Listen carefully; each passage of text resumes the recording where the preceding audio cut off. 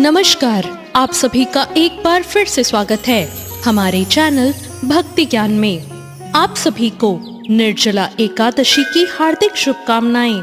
आइए सुनते हैं निर्जला एकादशी की पौराणिक व्रत कथा। पौराणिक कथाओं के अनुसार महाभारत के संदर्भ में निर्जला एकादशी की कथा मिलती है, जो इस प्रकार है।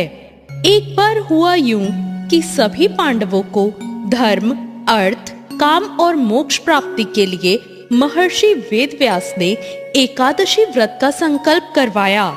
अब माता कुंती और द्रौपदी सहित सभी एकादशी का व्रत रखने लगे, लेकिन भीम खाना खाने के मामले में काफी प्रसिद्ध थे और उन्हें बहुत भूख लगा करती थी। उन्हें भूख बर्दाश्त से बाहर होती थी, इसलिए उनके लिए महीने में 2 दिन उपवास रखना बहुत कठिन था। जब पूरा परिवार उन पर व्रत रखने के लिए दबाव डालने लगा, तो वो इसकी युक्ति ढूंढने लगे कि उन्हें भूखा नहीं रहना पड़े और उपवास का पुण्य भी उन्हें मिल जाए। अब उधर पर आई इस विपत्ति का समाधान भी उन्होंने महर्षि वेदव्यास से ही जाना। भीमसेन वेदव्यास जी से बोले, परम बुद्धिमान पितामह, मेरी उत्तम बात को सुनिए।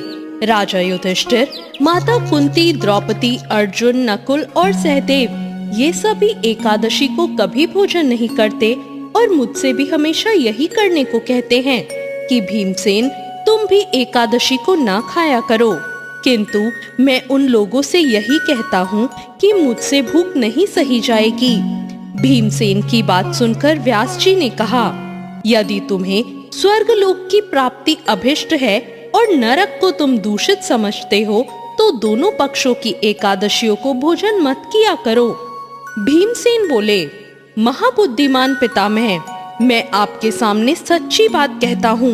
एक बार भोजन करके भी मुझसे व्रत नहीं किया जा सकता, फिर उपवास करके तो मैं कैसे रह सकता हूँ। मेरे उदर में व्रत नामक अग्नि सदा प्रज्वलित रहती है, अतः जब मैं बहुत अधिक खाता हूँ तभी ये शांत होती है। इसलिए महामुने, मैं वर्ष भर में केवल एक ही उपवास कर सकता हूँ, ऐसा उपवास जिससे स्वर्ग की प्राप्ति भी सुलभ हो जाए और इसे करने से मैं कल्याण का भागी भी हो सकूं। ऐसा कोई एक व्रत निश्चय ही करके मुझे बताइए, मैं उसका यथोचित रूप से पालन करूंगा। व्यास जी बोले, भीम, ज्येष्ठ मास में सूर्य वृष राशि पर हो या मिथुन राशि पर शुक्ल पक्ष में जो एकादशी हो, उसका यतन पूर्वक निर्जल व्रत करो।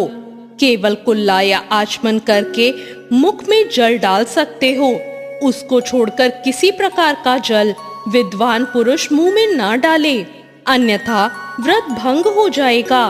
एकादशी को सूर्योदय से लेकर दूसरे दिन के सूर्योदय तक मनुष्य जल का त्याग करे तो ये व्रत पूर्ण होता है।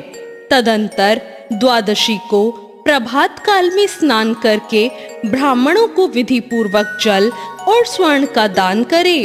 इस प्रकार सब कार्य पूरा करके जितेंद्रिय पुरुष ब्राह्मणों के साथ भोजन करे।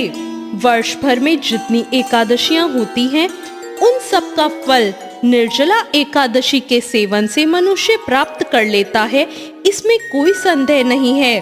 शंख, चक्र और गदा धारण करने वाले भगवान केशव ने मुझसे कहा था कि यदि मानव सबको छोड़कर एकमात्र मेरी शरण में आ जाए और एकादशी को निराहार रहे, तो वो सभी पापों से छूट जाता है।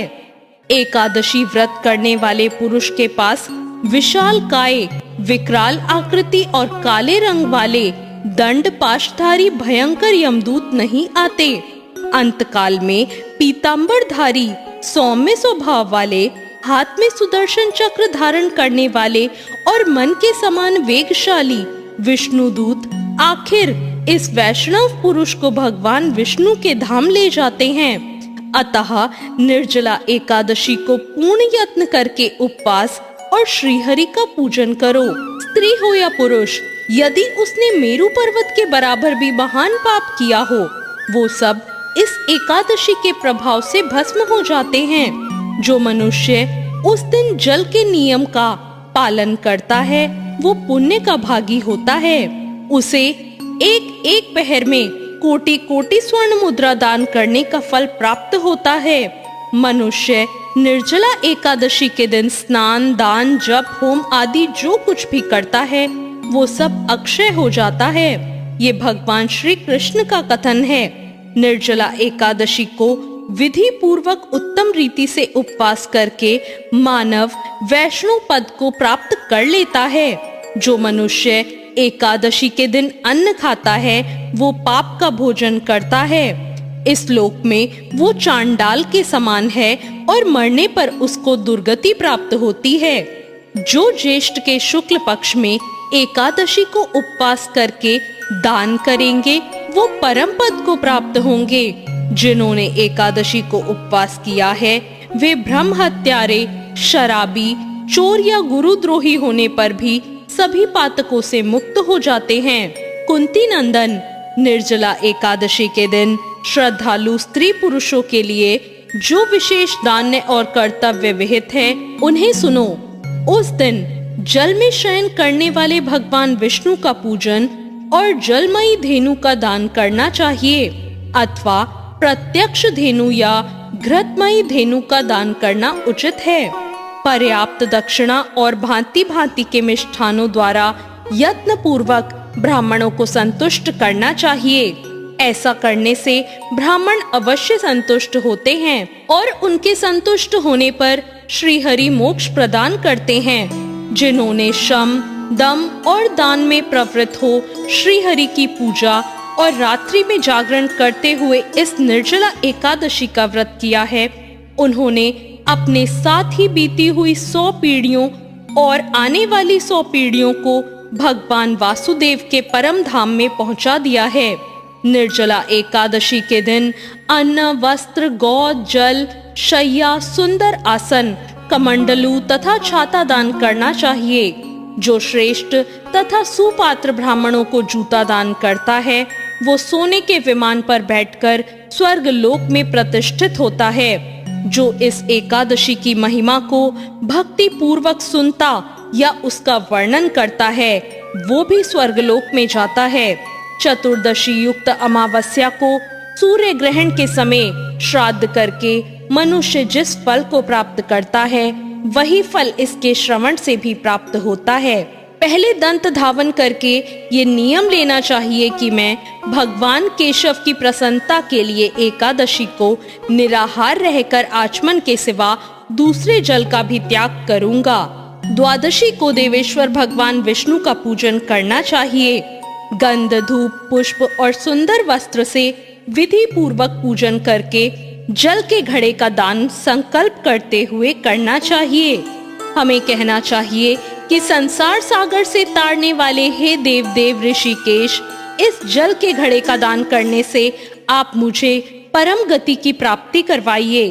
भीमसेन, ज्येष्ठ माह के शुक्ल पक्ष की जो शुभ एकादशी होती है उसका निर्जला व्रत करना चाहिए। उस दिन श्रेष्ठ ब्राह्मणों को शक्कर के साथ जल के घड़े का दान करना चाहिए। ऐसा करने से मनुष्य भगवान विष्णु के समीप पहुंचकर आनंद का अनुभव करता है और द्वादशी को ब्राह्मण भोजन कराने के बाद स्वयं भोजन करना चाहिए। जो इस प्रकार पूर्ण रूप से पापनाशिनी एकादशी का व्रत करता है वो सब पापों से मुक्त होकर आनंदमय पद को प्राप्त होता है। ये सुनकर भीमसेन ने भी इस शुभ एकादशी के व्रत को आरंभ कर दिया। तब से ये लोक में पांडवी एकादशी या भीमसेनी एकादशी के नाम से भी विख्यात हुई। तो ये थी निर्जला एकादशी की व्रत कथा। आपको ये कथा कैसी लगी कमेंट करके जरूर बताएं। साथ ही मेरे चैनल भक्ति ज्ञान को सब्सक्राइब करना ना भूलें। धन्यवाद।